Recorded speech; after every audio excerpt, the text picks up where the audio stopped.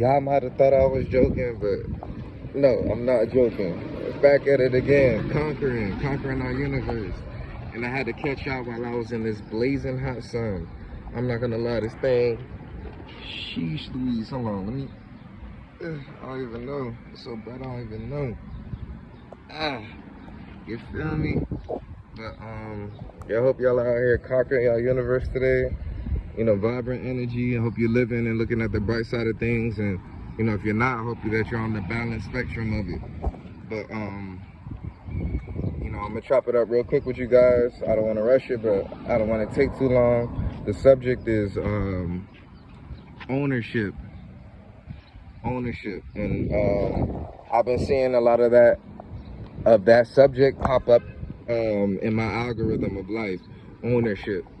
You know, I made a video called Economic Dystopia, basically explaining the indoctrinations that keep us, you know, feeling like we're in a loop and that we don't really have direction with our lives when it comes to the fulfillment that we're trying to reach in different sections of our life. So the reason why I'm talking about ownership is because we don't own the things that we wish to pursue, if that makes any sense. Like, you know, to have ownership means you get to have leeway with the things that you own, right? But if you don't own anything, you're on borrowed timing. You're on borrowed rental kind of vibes, right? So everything you're doing is with borrowed timing. Everything is in a rush. Everything is because you don't own it. You don't have the luxury of being able to be like, all right, look, you know, this is my land, or these are my, you know, these are my tangibles, these are my resources, this is my gold, this is my whatever, you know what I'm saying? You know, you're given, you know, a basic set of living, and your top basic set of living. So by the time you do actually realize what you need to now be prosperous in society, you're now down 20, you're down 50 points, you're down 100 points, and that's because you don't have ownership, you know. And it starts off with our parents, our ancestors, or whatever. You got to remember, slavery wasn't that long ago. I know people don't like to talk about that or touch up into that subject, but slavery wasn't that long ago. So, you know, when you talk about us catching up in a sense, you know, I look at the living right now, all across the nation, and the cost of living is ridiculous.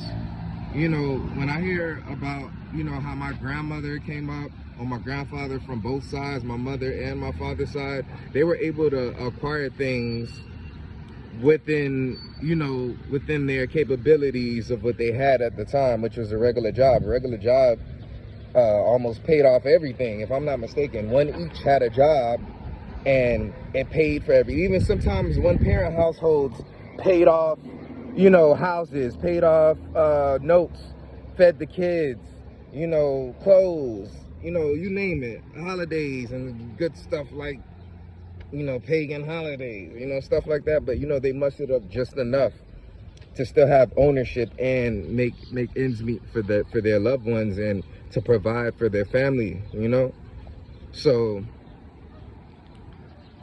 I think, you know, it just starts with us being able to have ownership. And, you know, that's the things we have to start asking ourselves. How do we have ownership of the things that we feel like are requirements to us for our fulfillment and the betterment of our survival in society? You know, these are questions that need to be asked. Ownership of what, and how do we maintain that ownership without, you know, culture vultures, or without, you know, any of these things included in our progression, because there's always something trying to slow down the progression. So I'm gonna make another video, but that's something I wanted to touch upon and get out there.